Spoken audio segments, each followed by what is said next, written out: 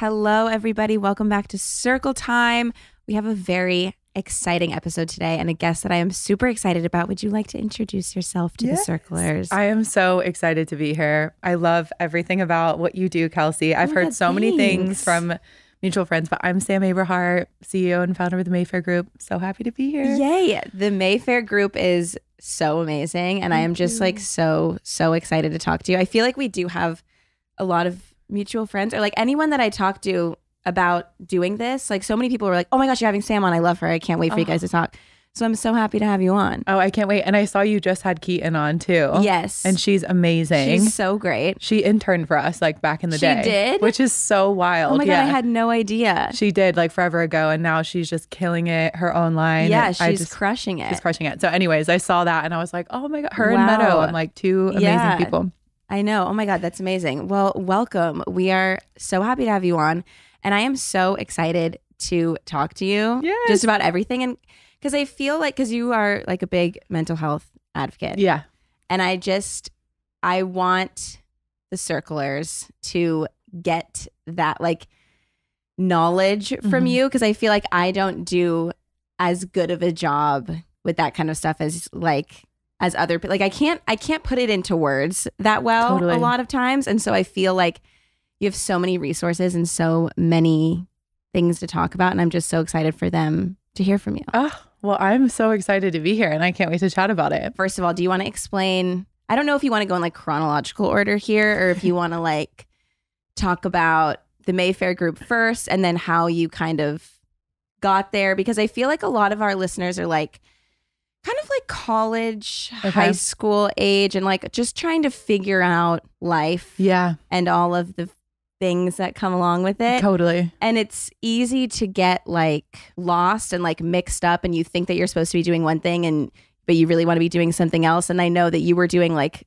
corporate stuff, and then now you're doing something completely different in a sense. Yeah. And so like, I don't know, I just kind of want to maybe tell us about what the Mayfair Group is first for those who don't know. Well, first of all, I'm still figuring out what I want to do. Yeah. Like, I just want to say that. Does that ever end? I actually don't think it does. I kind of love that we're always recreating ourselves. Same. You know? Totally. Like, and I just feel like I remember being a kid and being like, oh, adults like have it so figured out. And now I'm an adult and we don't at all. No, I have no idea what I'm doing. that like thought gets more and more prevalent every single day, where I'm like, okay, well, I'm almost 30 and like I definitely thought by now I would have any sense of anything that's going on. Yeah.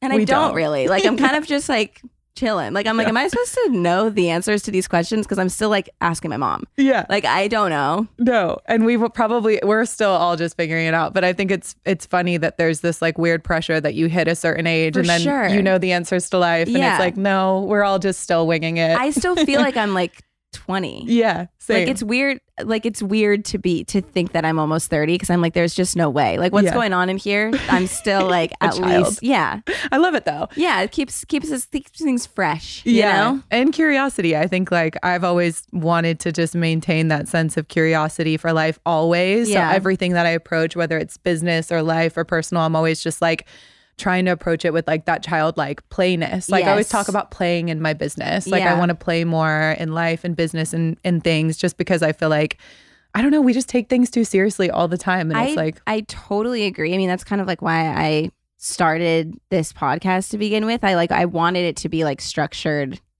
just like to feel more like a childlike conversation, but with like adult topics. Cause I think like kids have such a special way of just being so honest and open and accepting and everything, and then somewhere along the line, it's like somewhere throughout life that just gets completely taken away. Yeah. And like looked down upon almost, when like everybody misses it. Everybody needs that kind of like childlike being wonder. Silly. Like just 100%. being silly all the time. My sister and I we've so digressed from the question that you asked me. Here we are. You know what, we'll make it back around. That's why it's circle time. It comes in the circle. I just made that up. But we were just on a trip, and like our whole goal every day was just to be silly, like be our younger selves. And we just had the most healing inner child experiences. Oh, I'm sure. Like we were playing like we were like 15 again, and just like braiding our hair like we were little, and just like playing outside. We put our phones away, and it was just like, I don't know, like I feel like I'm 32. I'm in my 30s and it's just like making time for playing and having fun and doing all those things that we do when we're kids. Yeah, and just like I don't know. I think that there's so many times, I talked about this in another episode, but like this was my example that I was using was like everyone like frappuccinos are like so lame, but like it's actually like really fun to just drink a frappuccino every once in a while and like fucking just enjoy it. Like at what point was everyone like, oh my God, it cannot be seen with a frappuccino, even though like they're so good. They're like so just good. like enjoy a fucking frappuccino if you want to. And I feel like so many times like people there's just certain things that aren't cool anymore when you get to a certain age, and so you don't do them. But it's like if you like wearing your hair in pigtails and you're 30, like wear your hair in pigtails, like literally whatever it is, whatever you want. Who cares? I love it. I met someone that Kelsey knows that I also really, really love, who's another mental health advocate. She posted something about like, I want to be more cringe. And I really loved it. She was like making space to be cringe, but also like not judging people when they're trying new things or being, just like trying things and not like labeling them or judging them. Like if you see someone doing something, whether it's just being silly and having fun or trying something new, like give them credit for putting themselves out there instead of being like, oh, that's so cringe that you're doing that. You know, like it's like that. It's like drink a frappuccino and braid your hair and extra whip, caramel, whatever you want. Like, do it. God, the more the merrier. Like I totally agree. I think like I don't know where it happened where it's like someone's being themselves has become like cringy because they're not doing what everyone else is doing. Literally. And I think like it's just so important to remember to just like do whatever it is that you want to do. Yeah. It's the only way that you're ever going to like actually feel satisfied. I feel like, you know, live in your power. Yeah, 100%. So, I mean, Mayfair's story, I guess, is like, I grew up in the UK. I was born in London. Okay. Don't have an accent. Oh my God. Because I know. I moved to the States when I was 12. My whole family moved here. And when you're 12 and you're in school and you have bangs, braces, and a British accent, like you don't fit in. And so that sucks because it's so cool. I wish I was in your class because I, was so obsessed with the Spice Girls, and I would have been like, don't you dare lose that accent. No. Keep it. So it was like, I guess I just was impressioned as a kid to kind of fit in, which we all are when we're younger. Of course. And just like grew up in the States, but my parents, we were from the UK, and my parents actually met at a nightclub called Mayfair. It wasn't in Mayfair because Mayfair is like this bougie area of London. They were like in East London, which is kind of like a little bit of a, not as nice area, but the nightclub was called Mayfair. No way. Oh my God. Yeah. What? So were they just both like club goers and they just met? They never like really went out. And for some reason, my mom had gotten out of a relationship, and her cousin was like, come out tonight. And she went and she met my dad, and they've been married for over 35 years. Oh my God. Wait, that's so beautiful. It's such a sweet story. So it's my little ode to them. But essentially my whole life, kind of since high school and college, I navigated a lot of mental health issues, depression and anxiety mostly. And so I worked in corporate fashion. I used my career, social identity, every identity really as a coping mechanism to like escape what I was actually navigating, as we all do. We like feel like we have to dive into these things. And so spent 9 years of my life, or it was like 8 years of my life in corporate fashion. And then kind of had this big transformative moment where I moved to Arizona actually with my husband. Okay. When was this? This was 2016. Okay. So I moved to Arizona, left my job, left all my friends. And it was almost like the universe was like, you need to stop and actually deal with the things that you've been putting off for 8 years. That totally makes sense. And so everything came to a crashing halt. 2016 was probably the most pivotal moment in my life. I went through like a really dark, depressive episode that year. And it was the first time I actually acknowledged the fact that I had been navigating these mental health issues for most of my life. Yeah. And through that process of finally coming to terms with everything, I would get on the internet in 2016 and Instagram was like the altered reality era. It was all the like, let's pretend to be happy. This is my best life, Yeah, which I think we're still kind of like working through a bit. Because like it kind of is like that. Yeah. You can find other stuff so much easier now, but like I think some people still are in that zone. For sure. Yeah. And what's wild is the world teaches us that you're valued by those things. Right. Like I've really had to work a lot on showing up as just Sam, outside of work Sam, outside of career Sam, outside of social Sam. Like I'm still learning who I am to this day. That's what I mean. We're all still figuring it out. Right, totally. But in 2016, I kind of, through the process of starting to heal, I wanted to create an internet safe space, because for somebody that was depressed and was in bed and was finding it hard to literally get up out of bed, the internet felt like the most dangerous place to be at the time. Yeah, for sure. And so I ideated I would have sleep anxiety. I would stay up all night. And I ideated this idea of like, what if there was a digital safe space, a place where people could go to for positive messaging? Yeah. And we talked about mental health and like we owned it. And we like really just said, this is what I'm navigating. And if anyone else is navigating it, I'm here for you. Like we can go through this together. And so Mayfair was really started as like a community. Like we just put out like what you see content wise was what we were doing in 2017 when I started the company. Yeah. We didn't have any products. We didn't have nothing. It was just all about positive messaging. That's so amazing. Yeah. And then it wasn't until 2020, 2 or 3 years later, our audience was like, we want these things on products. Can you make t-shirts, sweatshirts? And that's where the idea for products came from. Yeah. Wow. So it really was just kind of like it was like visual stuff, right? Yeah. All like a digital safe space. I mean, we did services on the side because that's what my background was in. So that's how we were like making money. But really the emphasis was behind cultivating community around positive messaging and a place where people feel less alone. And I don't know, I feel like when people ask me a lot of like advice about starting a brand, we were community first. And I think that's the most powerful thing you can do as a brand is like cultivate a space where people feel like they belong. Yeah. And then introduce products, because most people just launch products. Totally. And then try to create community. Yeah. And we were really lucky that like I just wanted that community and didn't feel like it existed, and we created it. And then from there, like it all just kind of took off. That's so amazing. Thank you so much. It's like such an amazing brand. Yeah. And it's thank you. awesome that it kind of stemmed from such a genuine place. Yeah. And I feel like that's obvious. And so that's why so many people, like why it resonates with so many people. Yeah. And when you do something wholeheartedly and intention, like I personally feel like when you're living in your power and you're in your power operating from your most authentic, intentional place, everything else is a byproduct of that. Yeah. Success, money, all those things. Yeah. I've never focused on that. We've never focused on that. I've always just focused on like living in my power and staying true to this intention of like cultivating this community and putting out positive messaging. Yeah. And I think the byproduct of that is like when you're operating in your power, like all these things just come, you know, because you're operating in your most intentional place. So, you know, it's one of those things as you grow a business too, it's hard to, again, the world's telling you like, oh, scale and do all these things, you're seeing growth. And I always have to, Dev, my COO, and I always have to like remind ourselves to go back to that place of intention. Yeah. Because that's really like what we've always set out to do. Right. But it is wild when you're growing a business and people are saying like, all this stuff matters. And you're like, yeah, but I really want to focus on this still. Totally. You know? Yeah. And you have to stay true to who you are. That. Yeah, exactly. Okay. As I've mentioned a couple times, I have been very much on my makeup journey, and it's been a blast. I've really been loving it. I'm loving being a makeup girl, and I've just been so into looking for new products and trying new things.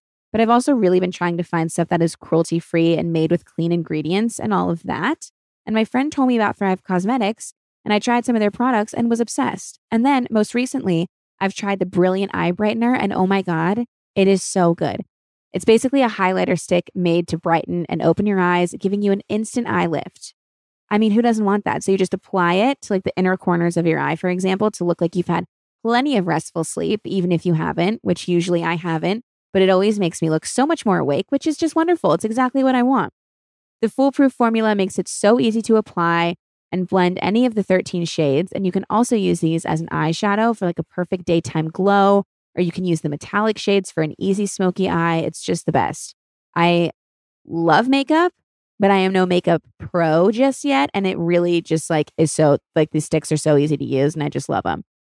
Like I said before, it's 100% vegan and cruelty-free and made with clean, skin-loving ingredients. There are no parabens, sulfates, or phthalates, but it still works better than anything else out there. It's just the best. And one more thing that I love about Thrive Cosmetics is that the word cosmetics is spelled C-A-U-S-E, cause, for a reason. As part of their mission, Every purchase supports organizations that help communities thrive, such as those battling education, domestic abuse, cancer, social justice, and more. You have to try Thrive Causemetics. You'll love it. Right now, you can get an exclusive 20% off your first order when you visit thrivecosmetics.com/circletime. That's Thrive Causemetics, CAUSEMETICS.com/circletime for 20% off your first order. To backtrack for just a second, before you moved to Arizona and kind of had to like face all of that stuff. Yeah. What were you feeling? Like what were you feeling and how were you pushing it down? And like, what did you have to, if you don't mind talking about it, like what did you have to really like come to terms with? Yeah. I had 1,000,001 coping mechanisms, none of which were healthy. I think when you haven't come to terms with the fact that you're navigating a mental illness, everything is an escapism to the reality that's in your own mind. Mm-hmm. So for me, I was putting myself in social situations that I would have never put myself in just so that I didn't have to be home alone by myself. So like going out all the time. I was obsessed with working. Career was a coping mechanism for me to not have to, again, face what I was feeling. So I was like, if I can just put everything into work and use this and work insane hours and literally be known as like somebody that like is career driven, then like no one will really know like what I'm navigating. I won't have to face it. I feel like a lot of times that success is what people just deem like makes someone happy. And so you're like, if I'm successful in work, like no one will know anything else. I think you maybe think that you will be happy if you get that success. No, I ultimately felt like I was trying to fill the void with everything else. And I also was trying to just be valuable in whatever way that I could, because I didn't feel like I was worthy enough to just be myself, because I knew there was something like wrong with me. So I was like, I'm going to be social Sam and I'm going to be career Sam and I'm going to excel at this and put myself in this. And like, even to the extent of like alcohol and drugs and stuff, like I did everything to try and escape what I was actually navigating. Right. And were you having like panic attacks? Like what were you like, was it physical? Was it panic attacks, extreme like unhappiness? Yeah. You know, I didn't ever stop to think about it because I was always filling the void with something. I was always either partying or working or hanging out with people. I probably didn't spend a night alone for 8 years. Wow. I could not be alone. Yeah. And I think that was very telling when I finally, in 2016, everything was stripped away. The universe, I always feel like universe, God, whatever it is that you believe in, if you don't physically get to the point where you stop, the universe is or God is going to pull everything away from you and make you stop. Yeah. And that was me in 2016. But yeah, it was like panic attacks. I would go to the doctor and I would be like, no, there's something wrong with my body. Like it's not quote unquote anxiety. Like I was the person that would judge people with anxiety. Got it. And I was having anxiety and panic attacks. And I refused to like believe that depression or anxiety were something that I had. Right. I thought it was like, oh, I was tired. I was overworking myself. Oh, I was lacking in nutrients. No, I'm sick. Something else is wrong. Yeah. Give me medication, but not anxiety medication. That's not me. It's not mental, you know? Right. And so, yeah, it just was like every possible thing that I could try to run away from what I was actually feeling, I tried. Yeah. And I did. And yeah, and then in 2016, it was like I had no choice but to face it because everything was stripped away.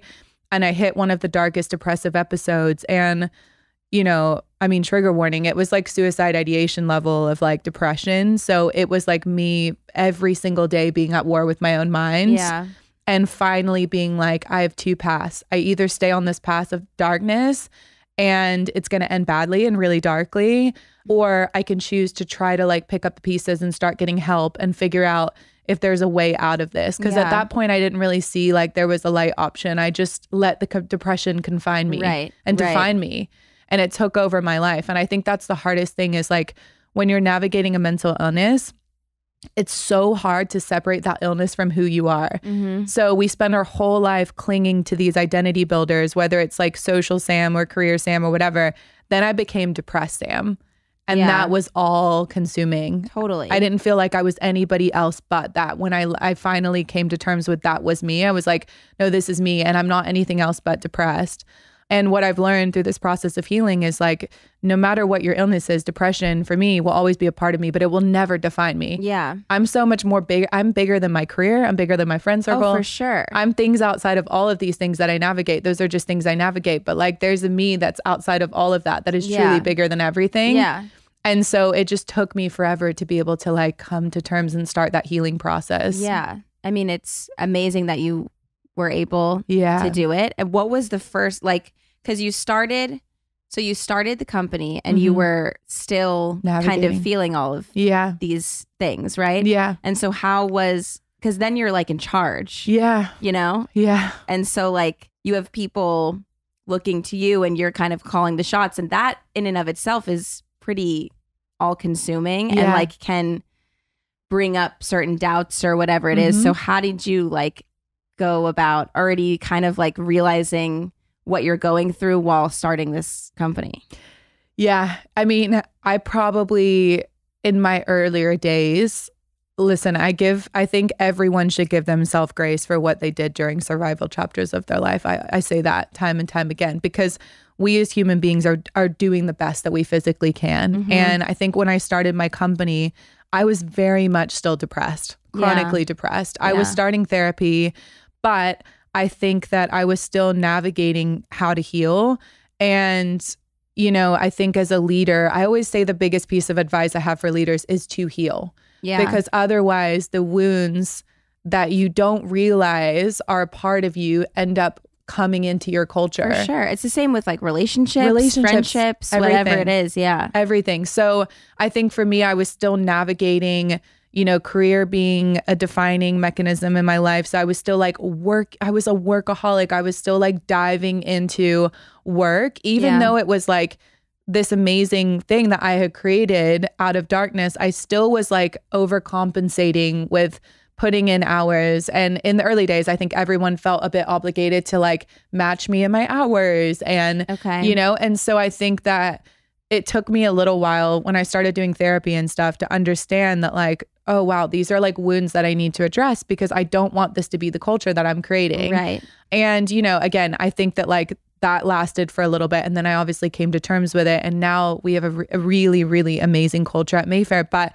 I do think as leaders, you know, I always say to people, it's so important for you to like heal those wounds. Yeah. Because otherwise they do become a part of your business. For sure. And, you know, again, I just think that unless we address these things, whether it's relationships, life, business, whatever, like they're always going to infiltrate unless we deal with them. Yeah. So for me, it's just like, I really had to address that. But at the beginning, like, I was just winging it, you know, it was like I was doing the best I could with the tools that I had. And I always say to people, there's like no handbook to entrepreneurship or life. Like we're all just kind of like figuring it out. Right. So I don't know. I'm still figuring it out, you know? Yeah. I mean, it's like a constant growth. I mean, like you probably in 2016 when you started didn't know in 2020 that you guys would be idea. Like selling, you know, product. Yeah. And no whatnot. idea. Yeah.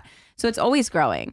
But I feel like I don't know, it's just scary to like kind of put yourself out there in that sense and like do the entrepreneurial thing because you don't know how it's gonna turn out. Yeah.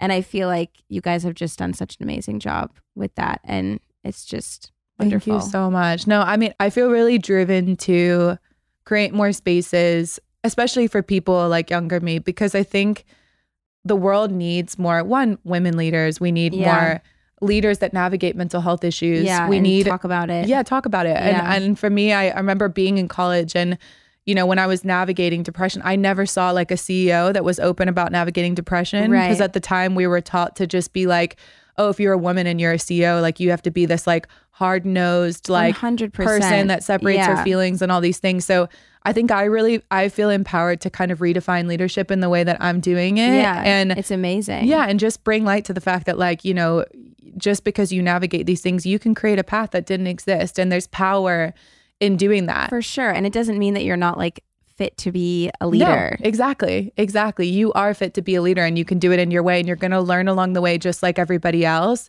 Yeah. But I think when you've navigated things like that, you tend to be a bit more empathetic. Like, you know what it feels like to navigate darkness. So you create more spaces for people in your business to go through it. Like in Mayfair, I'm always like, if anyone needs a mental health day, like we treat mental health days like sick days, like it's equivalent in our mind. So if you're having a hard time, take a day off. Like I all the time will come to meetings and be like, I'm feeling anxious. Like I need to just like step away for a little bit, because that's the culture I want to create, is people can show up like that and show up how they are. And people need to feel comfortable in order to do that. I know, like, even just working with like managers or whatever it is, like when I first started this whole kind of career path, like if I didn't feel, because I get anxious, and if I didn't feel like I could just tell someone like, hey, I'm really like, just I don't want to do this today, like I don't have it in me, like sometimes felt like I couldn't share that. Totally. And it was like I had to find the right people to work with that like also shared that they were feeling the same thing, because like then you feel safe.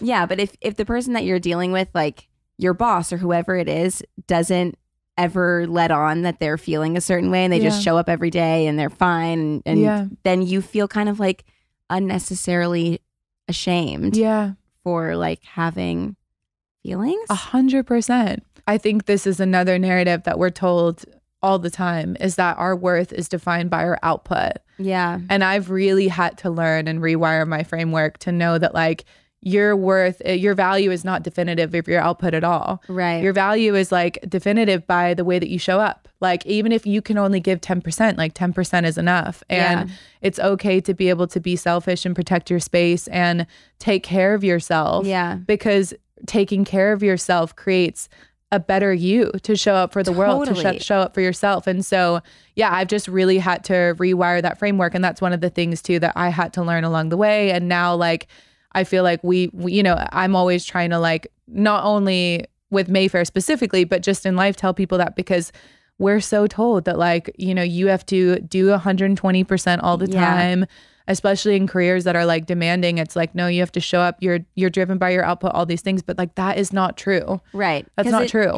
You're eventually, first of all, going to like explode. Yeah. And also just like, then you're just kind of doing stuff to do it, and not because either you want to or because you're like feel excited about it. You're just doing it because you feel like you won't be successful unless you obligated. Yeah. And it's just so important to like take any time that you need for yourself. Totally. To like rest or do something just for you. Mm-hmm. And like you will be, you'll be just fine. You'll be totally fine. Yeah. Yeah. And it's hard. I mean, it's hard to, I think like the world that we live in is very like fast paced and very just, you got to be doing the most. A million things. Yeah. A million things in one. Again, like I do feel like now, like on Instagram, it's like so much more acceptable to be like, I don't want to do anything. I want to rest today. And people like are okay with it. Yeah. Whereas before, like you said, it's just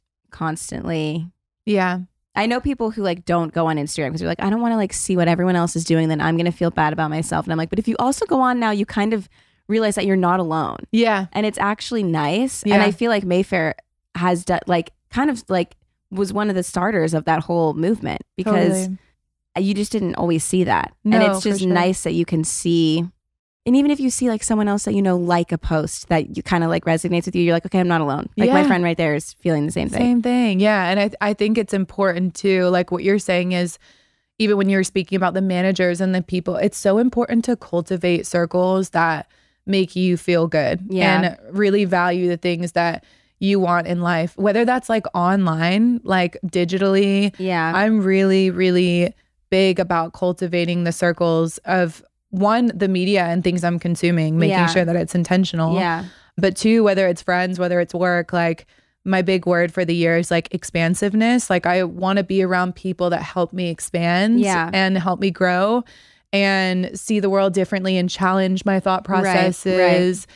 And so I've been really big about cultivating circles like that. And I think, like you said, like you can choose the people you surround yourself with. You can choose the people you follow on the internet. Like we should be more intentional with like who we're around. Totally agree. All right. So everybody in the world, if you know who I am, you know who Chili is, my dog. And you know how much I love him because he's my perfect, sweet angel of a dog. And this is not the first time I've mentioned that. I would do just about anything to make him the happiest dog in the world because it's my purpose in life. And a big part of that is spoiling him. and getting him as many fun, exciting things as I possibly can. And the easiest way to do that and make that possible is with BarkBox. BarkBox is a monthly themed box of original toys, delicious treats, and unleashed joy. Every box is tailored to your dog's unique needs and personality, designed to make them happy. BarkBox is made by Bark, the dog-obsessed company, with one goal: make dogs as happy as they make us. I mean, truly, how perfect is that? You know, they deserve it. They deserve that happiness that they bring us. And playtime isn't just for the pups, by the way. It's for us pup parents too. Every BarkBox is designed to bring dogs and their humans together. Opening your monthly BarkBox becomes a special tradition for the whole family. And it's also hard to beat the value and convenience of BarkBox, honestly. Like when I open one of these up, when I open that BarkBox, seeing Chili, he's jumping around. He's so excited. He's so happy. I swear, I get just as excited, just happy. I enjoy opening that box, seeing how excited he is. I enjoy it just as much as he does. And it's just so fun to see what we got. It's a little fun surprise. Every month you get high quality dog goodies delivered right to your door. BarkBox makes dogs happy, and there really is no better feeling as a dog mom than seeing your dog happy. Every month, Chili finds a new toy he's obsessed with, and it's just the cutest thing in the world. It really never fails to make me happy. And I'm always surprised with how much joy Chili continually brings me every single day. And with BarkBox, I feel like I'm able to bring him some joy as well. And I feel like we share in that joy together. And I just love it. You have to try it. Sign up now and BarkBox will double your first box for free, which is so amazing. That's twice the toys, treats, and chews. To start spoiling your dog, visit barkbox.com/circletime. Especially with like people in your real life, like your friends or your partner, like whatever it is, like you're not like married to your friends or whatever it is. Like you're not tied down for life. Like if someone's not allowing you to be who you are, like it's okay to kind of let that go. Yeah. And it's not always like a huge thing, but like it's okay to acknowledge that someone that has been around for a long time is no longer like doing anything for you positively. Like we talk about outgrowing relationships, but we don't talk enough about outgrowing friendships. Right. And I think that's more important most of the time, because that's who has been with you through everything, you know? Yeah. And it's like, I just feel like as I've gotten older, like I can totally recognize when I'm around people who make me like second guess every single thing I'm saying or how I'm acting or whatever it is. And I just know I'm just like so much more intentional about who I care to like spend my energy on. Yeah. And sometimes I'm like, is that making me like mean? No. Because like sometimes people will be around and I'm like kind of distant. Yeah. And I'm like, I don't have it in me to give them what they think that they should have from me. Totally. Like I can't. Totally. And I don't have to. No. You know? And I think that is something, like you said, that comes with like getting older, is you realize that it's okay to be selfish with the needs that you need. And also just the people that you want to spend time around. Like, I think the people, I don't know, I mean, you can tell me, like, are the people that you feel like you want to spend the most, are they the people that you feel like you can be your most self, like most 100%. Authentic self, that let you just be you, silly you, not talk about work, just like show up and be you. And like, like those are like the only people I want around me now. Exactly. And that I have around me now. Yeah.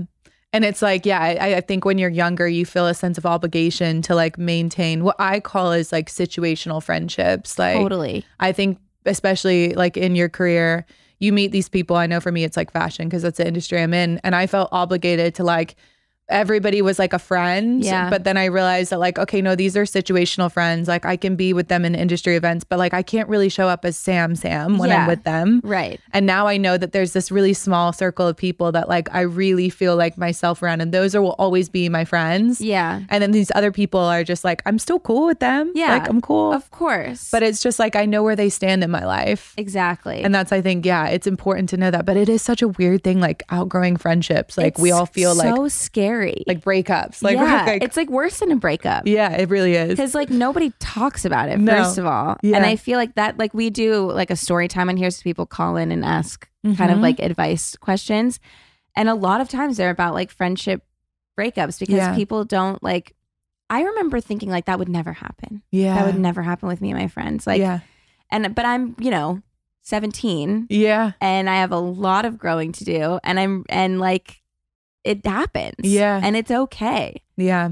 And I think like, it's just not something that people talk about very often. No. And it's, I think that age too, from like high school to college to like real life, like, past college, whatever. Yeah. It's a weird one because your high school friends, like you said, I think you feel a sense of obligation when you go from like high school to college to maintain high school relationships, and then college to real life. You're like, but like you can just grow on different pages, and that's totally fine. Like people can be a part of a chapter of your life and just be that. Yeah. And it's amazing when it does work out. Like when someone's like, they've been my best friend since we were 4 and like, we're still, I'm like, I could never, but like, I'm like, that's awesome, you know?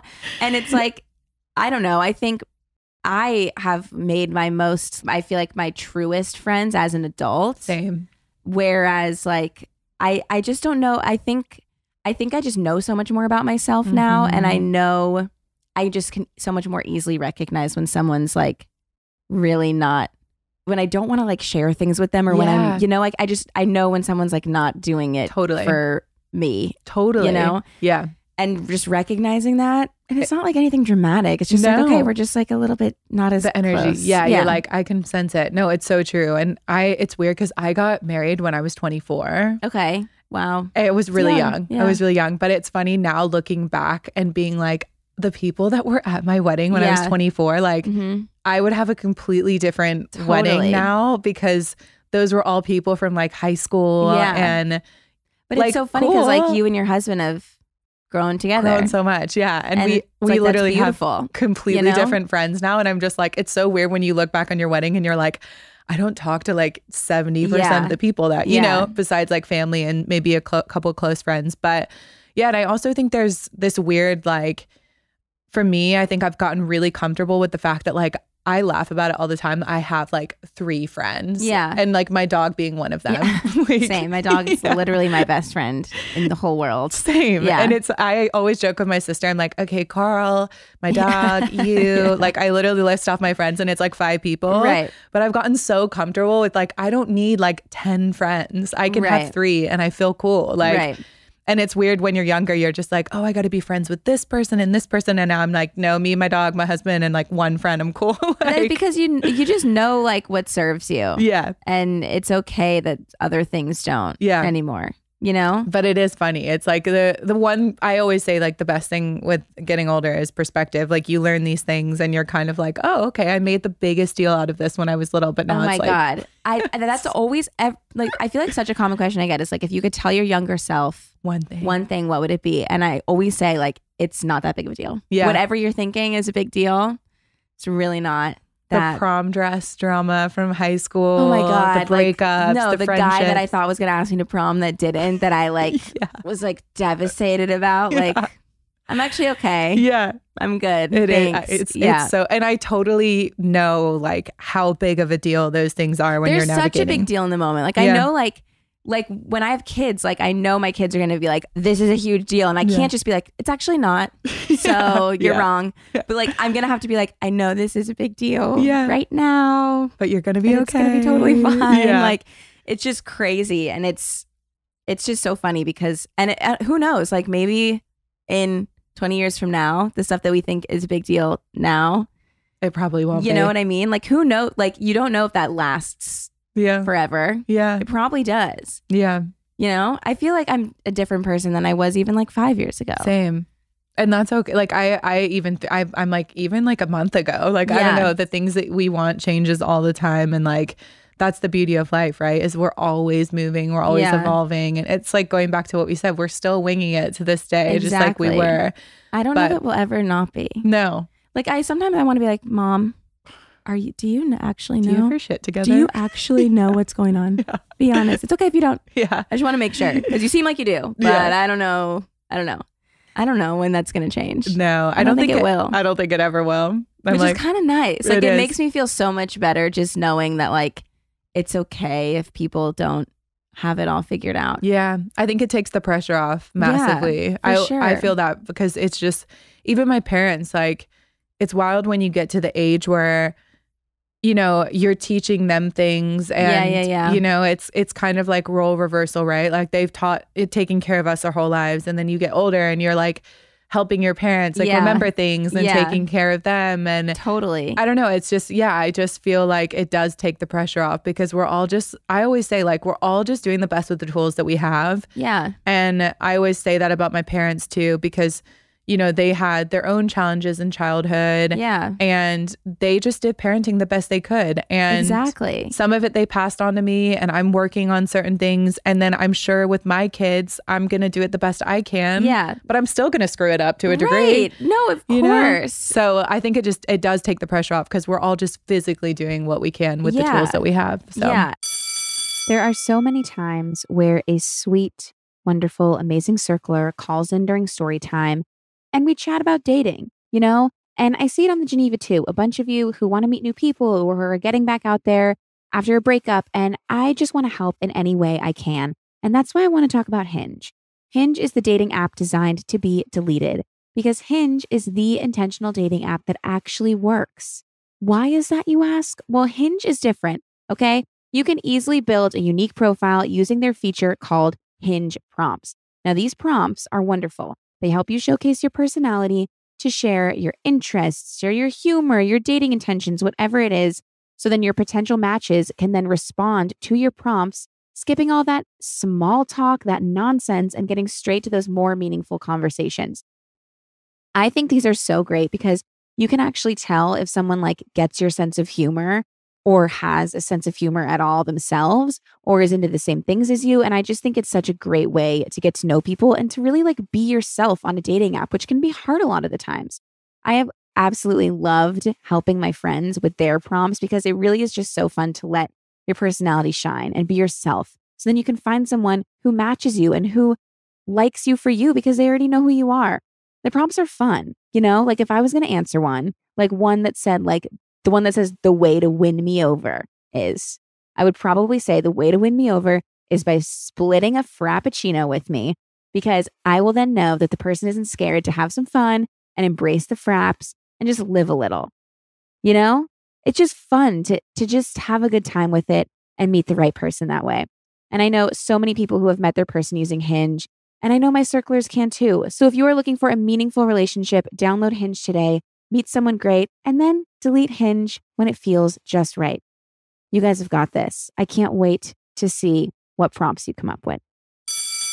For the circlers that are listening that feel like, because I feel like a lot of times people are like, oh my God, you found Cody and you just like got married and you have it all figured out. And it's like, that's just because that happened, like does not mean I feel like I have it all figured out at all. And like, that's okay. Yeah. It's not, like just because someone has one certain part of someone like a certain aspect of their life figured out that you want to have figured out does not mean that their life is completely figured out. Totally. Because I think you learn that like even when you get exactly what you think that you want, something else comes along. Yeah. Like career wise or whatever it is, like I always really wanted a podcast and then now I have a podcast and then like something little will stress me out and I'm like, okay, you have what you always wanted. Like let's take a second and let's like be thankful that we're here. But like, there's always more, you know? Mm-hmm. And so I feel like people need to find the happiness within themselves. Because if they're trying to find happiness in other things, they're never gonna feel satisfied. Yeah. Exactly. And that's like, to bring it back to like what I was navigating with my depression, like that was massively what I felt was that I searched for 10 years and trying to find happiness through other things. And it just led me to be even emptier than I was before. Yeah. And it wasn't until I started that inner journey, you know, it's like we always want to be finding things to fill the void in the outer world. Exactly. But until you address what the wounds just become bigger. Yeah. And, you know, you can fill them with whatever you want, but they're just going to still be wounds until you address them. So it was like, you really do have to go on that inner journey of like figuring out like, how do I make myself happy? Like exactly. It's so true. Yeah. It's you and you at the end of the day. And you have these amazing people that ride with you in your life, like your partner, my partner, your friends. But at the end of the day, it's like, it's you, you know, you have to make yourself like feel good or else nobody around you is going to be able to. And you won't exude any sort of, like the people around you will feel kind of what you're feeling and you might not even realize it. Yeah, totally. But it's true. Like I've said this in other episodes, but like you are what you have always. And like, that's why that has to be the most important relationship. I love that so much. It's true. Like I want to be able to like be excited to like sit by hang out with myself. Yeah. You know? And like, until I dealt with the things that I like was going through, I couldn't. Yeah. You know? Yeah. And not fill those voids with other people or other things, but like just really actually sit with myself and be like, okay, we're doing this. Like we're gonna. It's such a beautiful lost art, I feel like, to enjoy your own company. Yeah. And I think that we obsess over, you know, whether it's social or TikTok or whatever is like a coping mechanism to spend time away from just being present with ourselves. But I massively have been in the past like month have been really like enjoying solitude, because I think for so much of my life I used people as a coping mechanism or a codependency. So I never really like enjoyed my own company. And most recently, like I'm at 32 and like I'm now finally enjoying my own time. Yeah. And it's just so beautiful. Like I'll spend time with myself off my phone and I'm like, it's nice. I'm like, I'm fun to hang out with. Totally. Like I'm like making little inside jokes with myself and stuff. And it's like, okay. But like Cody always teases me because like we'll go somewhere or like we'll go to the airport, for example. Yeah. Like he has his AirPods in and he's like doing 6,000 things. And I'm literally just sitting there like staring at everyone. And he's like, why are you just staring at people? Like, what are you doing? And I'm like, oh, I'm just like hanging out. Like, I'm just chilling with myself. Like it's fine. I just like don't want anything else except like what's going on in here. And it's like takes a while to get to that point. Like, you know what I mean? Yeah. That's amazing. But it's nice when you're able to not be scared of yourself. Being by yourself. Yeah. It's such a beautiful thing. And recently when my sister and I were on that trip, like I found myself, and this is so funny to say, but you know, when you're little and you like play make believe, like you're just like acting with yourself and like being characters and like pretending thing. Like I do that now, even with like things that I'm manifesting. I'll like pretend that I'm like actually doing it, and I'll have this whole bit with myself. Like I was doing it this morning in my sister's yard. I was like full like role playing, just like make believe imagination. And like I feel like people walk out and they're like, what is going on? Is this girl talking to herself? But it's like so fun to just like play and make believe and be silly and like do all the things you did when you were a kid by yourself. Like just because I'm 32, you're 30, like you can still have fun. Exactly. And you don't have to like always be playing with other people. You can just do it. Like it's never that serious. No. Like you could just like give yourself like some grace and like just have fun with yourself and act it out. Do whatever the hell you want. Like life is too short not to like just be stupid. Be a little silly, have a little fun. It's just like it's the best. I know. No, it's so true. So I love that you just stare at airports though. Are you a big people watcher? Yes, big time. But I also just like zone out. Yeah, I'm just like I am staring at everyone. I am people watching, but I'm just curious. And like sometimes I'm like music is getting in the way of like my thoughts. I love that. I want to know. I want to like really be making some shit up in here. You know? Is it full scenarios or like what are you? It kind of depends. Yeah. It depends. No, I like to figure out exactly actually what's going on with people. It. Like I'm not making shit up. I'm like, how do you know these people? Like I'm listening. I'm eavesdropping. I do a lot of eavesdropping, which I think is not great. I mean, like, do you ever like look at people's phones if they're like texting in front of you? I mean, I shouldn't say yes, but yes, all the time. I do. I'm very nosy too. I'm too nosy, and like it then so it like kind of comes out a lot in places like airports or like the mall or whatever it is. But like especially like on an airplane, if someone like takes out their phone and starts texting, you have to see what they're saying. I'm reading it. No, for sure. And I know that someone's reading mine too. Yeah. So like I'm never gonna like do some crazy shit in public. You like, should though. No, I'm too scared. I just mean like if someone's reading your phone, like imagine I know you're reading this. I freak them out. Yeah. To the person behind me in seat 5B. I don't know how people don't think about that. When I see someone like texting something like kind of like intense raunchy in front of me, I'm like, or intense. You have to know someone's reading this, right? I know. But I also just live to like be at dinner. I love going to dinner by myself, and I'll just be like watching people on first dates, and I'm fascinated. God. Yes. And I can't do it with Carl because he'll be like, Sam, you're staring so much at these people. And I'm like, I don't even care. Like, I'm just hooked on I can't. Okay, he's like into like, is she into him? Like, no, like he just got up. Like, she doesn't like I will full like scenario. I'm the same way. One time actually, this was so satisfying to me. But Cody and I went on a date. I think it was like our first anniversary or something. We were like celebrating something nice, and the people next to us were breaking up. Like, and it was one of those restaurants where like they were this pillow. Like, we were too close. Like, I hate restaurants like that because I know everybody can hear what I'm saying. They didn't care, and they were fully going at breaking up. Like, it was like, this is why it'll never work because you're always like literally like screaming at each other. And Cody and I didn't say a single word to each other the whole dinner. We literally sat there like staring at each other and just listening to the people next to us. And we were like, this has to be like a bad sign that like our first anniversary, there's someone right next to us breaking having up. The biggest breakup of their life. Yeah. But we were so into it. It's like watching a movie. Like, you amazing. can't look away. Like, I kind of want to be like, she's not wrong. Yeah. Like, she's kind of right about that. You did just interrupt her 14 times. But okay. Like, I love that shit. I have to hold myself back too because I want to get involved. Yeah. That's my problem. And my Scorpio I'll just self. Start like, do you want one of these?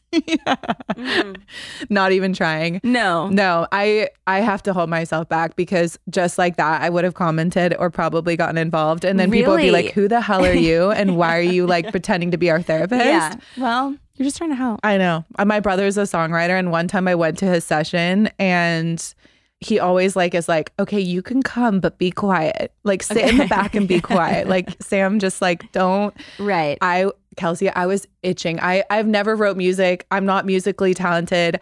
You got something to say. I thought I was Taylor Swift in that moment. I was sitting on a lyric that I thought was going to be the groundbreaking lyric of the song. Was it? I blurted it out and he texted me and was like, shut the fuck up. Like, he's like, that was the worst lyric ever.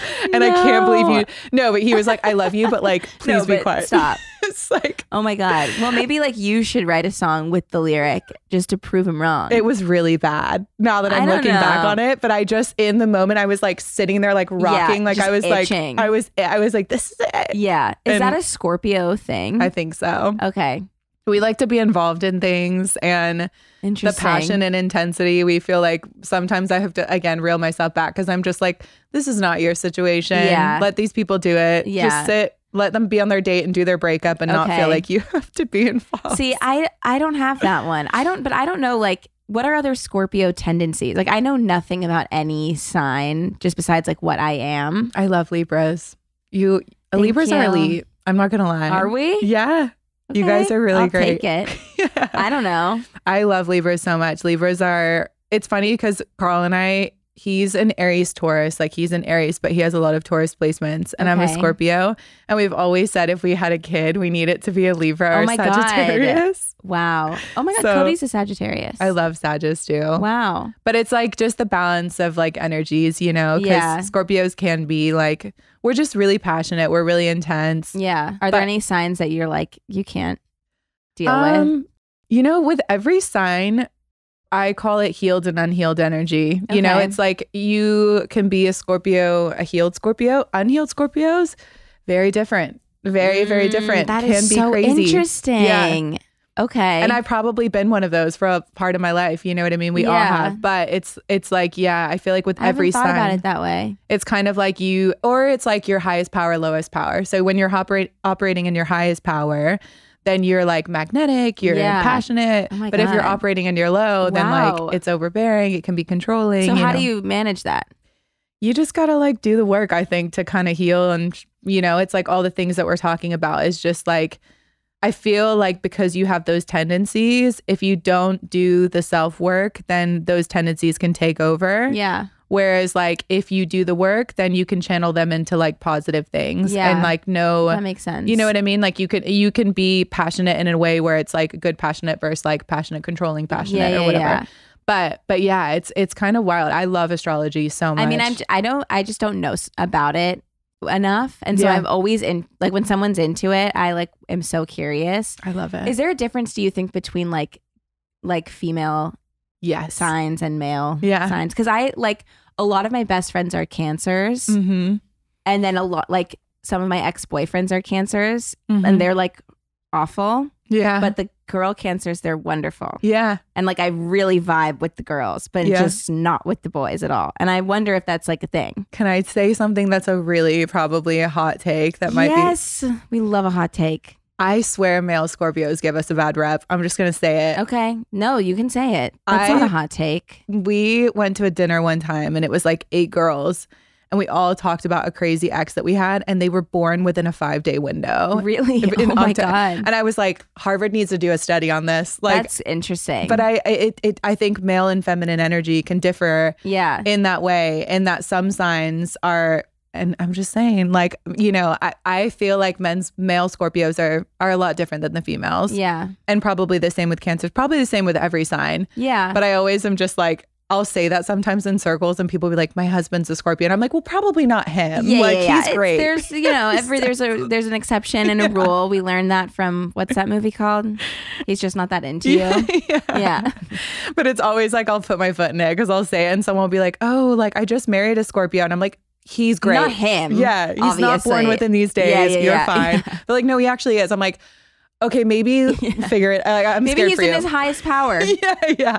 But it is funny because I do think there's a massive difference between men and like male and female signs, but also just like so much of your chart is determined by the rest of your chart. Like we always think it's just our main sign, but we also have a sun sign, a moon sign. We have like, I mean, there's a million different placements. Yeah. And for me, it's like you don't really know who someone is till you see the full picture. Right. So if you look at their full chart, that's why it's like, my husband's an Aries, but he has so many predominant Taurus placements that he operates and moves like a Taurus. Interesting. And for me, like I'm a Scorpio, but I'm a Leo rising and a Sag moon. So I feel like the older you get, the more like your moon you become. Okay. So I feel a lot more like a Sag now in my life, being in my 30s than when I was like in my 20s and I felt more like a Scorpio. So interesting. Yeah, it is interesting. I think Meadow is the one who told me what like my whole chart, and I don't remember it. I want to know your whole chart. I'm sorry. I don't remember what it is. Marshall, what are you? I'm a Virgo. Oh, nice. Live for a Virgo. That's really great. Do you know your big 3? Rising, Libra. Okay. Moon, Taurus. Oh, wow, Marsh. I love Tauruses. Tauruses are the best. What time of year is that? Oh, nice. Yeah, my mom's a Taurus, and like I said, Carl, my husband, and for Scorpios, they're very grounding elements. Like Scorpios can be, you know, barely big energy, and Tauruses are really grounding. They're like very stable, very loyal, like super, super loyal. But it is funny how like everything has a yin and a yang, you know, in astrology. What do you think a Libra's like? What is a Libra's? What would be my? I always say Libras are the best friends. Yeah. Oh. Like so caring, selfless. They're like putting others before them. Yeah. See situations in other people's eyes to read a room. Mm-hmm. That's what I've picked up from my Libra friends. I feel like I am capable of putting myself in other people's shoes very easily. So Marshall, that means a lot because I'm taking that personally. So thank you. But what would be like my who would I want to go up against? And like, who's least compatible for Libra? Yeah, what's my least compatible? I guess it would be maybe what's across from you on the chart, but they also say it's like magnets. You're either going to attract or repel. Oh my God. Yeah. I just like feel like I need, there's so many things I want to know. There's so many questions. I know because my older brother is a Gemini and my sister is a Sagittarius, and they're opposite in the astrological chart. Yeah. And they get along. And I find it sometimes hard with Geminis because Scorpio and Gemini is like such big energy. Yeah. So my brother and I we love and hate each other. Like we're like one day we like are the bestest of friends, and the next day I'm like, okay, literally leave this earth. Right. But we both just like, but then my sister who's a Sag, like she gets on with Geminis like house on fire. So it's just funny. I feel like it depends on like your placements and who you're drawn to, but then also like the rest of people's charts. Like we've said, like you become more like your moon sign. So then you kind of find yourself more compatible with different signs as you get older because you're more of like who your moon says you are. So yeah, but Libras are they're just the best. Like oh my God, I feel honored. Yeah, I know. We're just like this Libra love sesh that we're having. My birthday is on September 24th. So like I'm very cusp Virgo. Okay. Because Virgo ends on the 22nd, I think. But and I'm the 20th, so I'm cusp. Oh, Marsh, that's why we get along. it's so beautiful. That is I'm just beautiful. honored to be in a room with 2 Libra Virgos right here. I'm like, I'll just take it all day. This is great. I just like, I feel like I like my, so many of my friends are having babies, and like my Cody's sister's having a baby. And like, so many people are like, my baby's going to be a this and my baby's going to be a that. And I'm like, okay, what's going to happen with that? And like, so I just don't know. Like my Pilates instructor was like, I don't want this. Like it's going to be right on the cusp and I don't know what it's going to be. And I'm like, oh my God, I've never thought about that one time. Like, oh fuck, you going home and up. You going home and Googling like, what baby do I need to have? Yeah, no, I met someone one time and he was like staring at me and he was like, you can never have an air sign. Like he said I don't even know what it was. And I was like, okay, I'll remember that. And I obviously forgot because I have no idea what he said. But what is Libra an air sign? Libras are, I would keep looking at Marsh. I should fact check. Okay. What are you? Water sign. Water. Cancer, Scorpio. I think I get along that this random man told me that I should have a water sign baby. Yeah. Oh, I love that. Yeah. Cancer, Pisces, Scorpio, and who's the other waters? Air sign. Okay. So maybe it's because you are an air sign. Maybe that's why he said it. Like not have an air sign because it would. I don't know if he said not to have an air sign. I think I don't really even remember. I don't know what he said, but I just remember being like, I've never thought about that. And I'm going to try not to think about that because it's going to like freak me out too much. You know? See, I had this really funny situation where I've met a lot of Libras in my life that I really, really like feel drawn to Libras. Like, I don't know what it is about Libra and Sag energy. I'm like, I love them so much. Like some of my bestest friends are Libras. They're so balanced. They're so empathetic. Like they just balance Scorpios like really, really well. And my brother has a couple friends that are like they're like artists, songwriters, and they're Libras. And he has a Halloween party every year. And there's this one guy, his name's Jesse, and he's a Libra. And I just love him so much. And he's become like a friend just through my brother. Yeah. And I kid you not, Kelsey, I went up to him at this Halloween party and I was like, I just want to let you know I'm going to conceive a Libra because of you and like all the other Libras in the world. And he was surrounded by all these people and they were like, that is the weirdest but most flattering compliment. And it's like no one really knew what to do. And he was like, he like gasped and he was like, oh my God, that's the best compliment I've ever gotten. But it was just this like, I don't know why in that moment at a party, I felt the need to. You have to. You just have to do it. If someone said that to me, I would be like, that is such a compliment. I would really like, I would never shut up about that. Yeah. Truly. That's just your Instagram bio is just like, someone had told a me. Libra because of me. But it was just so funny because no one in the circle knew if we like knew each other. We were friends and they all were just like, what the hell just happened? But he literally to the next day was just like, I actually love that so much that you said. I was like, I just felt drawn to tell you. That is really nice. But I'm telling you, Libras are just, Libras and Sages, elite energy. I feel like you're giving Scorpios like a really good name because I feel like they don't always have. They don't have a good rep. I feel. No, they don't. But it's because of the guys. Sorry. I'd already said it. Yeah. No, but I feel like I haven't. Not that I've heard bad things. I just haven't like people are always like, I'm a Scorpio. You know, they always do one of those. Yeah. But I love like talking to you and you. And so I feel like now I'm kind of like team Scorpio. Yeah. Not kind of, I am. I mean, we should make shirts. That's literally Team Scorpio. Oh my God. Most unpopular sell zero shirts ever. I'll buy one. Yeah. But Scorpios and Geminis, they're very like hot takes because I think Scorpios specifically can be very intense. And I just think that Scorpios are, I mean, without getting like super deep into astrology, like they say that Scorpios like visit like dark places and bring out light. Okay. And you're in this constant transformation as a Scorpio of just like visiting darker spaces, bringing light, like it's always evolving. Yeah. And so I just think it's like if you can channel that intensity and passion into good, then I think that, you know, as a Scorpio, you can do fine. But I also think that like, you know, there is a lot that I feel like Scorpios navigate that is kind of dark. And so sometimes that comes out in, you know, dark ways. That makes sense. Yeah. So justice for Scorpios. I mean, I'm all about it. But you know, we're crazy too. I'll admit it. We're a little crazy. I think everybody's a little crazy. Marsh, have you ever met a crazy Scorpio? Yeah. I feel right like away. You're biting your tongue over there and you're just like, no justice for Scorpio. Zero justice. You what? I'm Team Scorpio today. Healed Scorpio, yeah. Team healed Scorpio all the way. Yeah. This is it. That's the way we should go about that, maybe. Well, I like to do a little journal time at the end of every circle time. So I have these questions that are like for kids, basically. And you can pick one. Oh my God, I haven't seen like these little pipe cleaners in so long. The pipe cleaners always like get everybody pretty excited. You're encouraging me to go home and like do an arts and crafts after this, like chalk, pipe cleaner. Talk about a time you tried something for the first time. Ooh. It could be deep in it, or it could be like the first time you tried a matcha latte, whatever you want.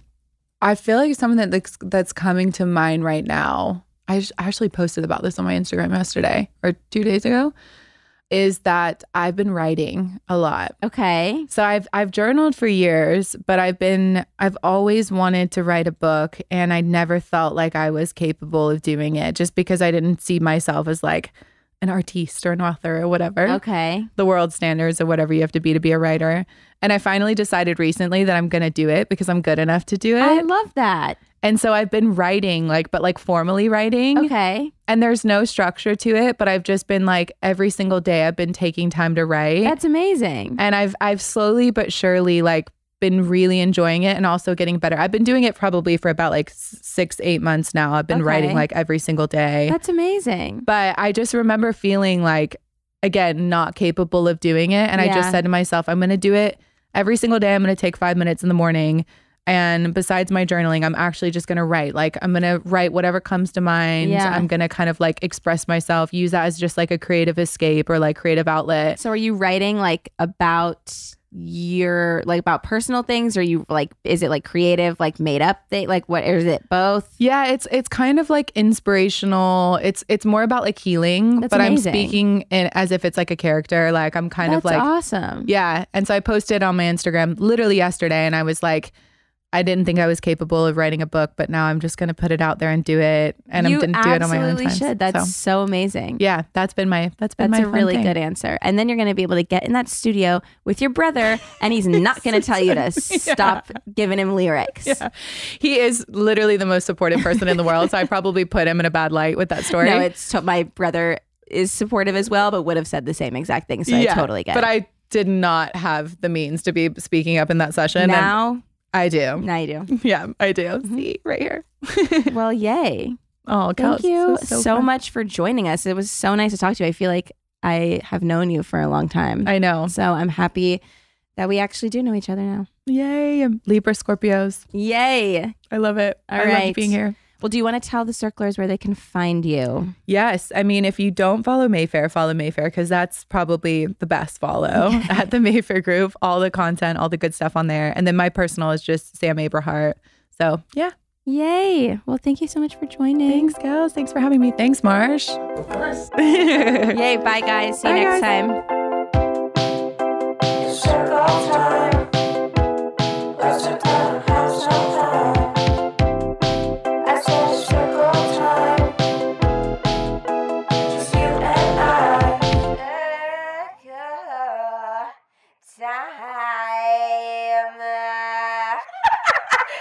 Please note that this episode may contain paid endorsements and advertisements for products and services. Individuals on the show may have a direct or indirect financial interest in products or services referred to in this episode.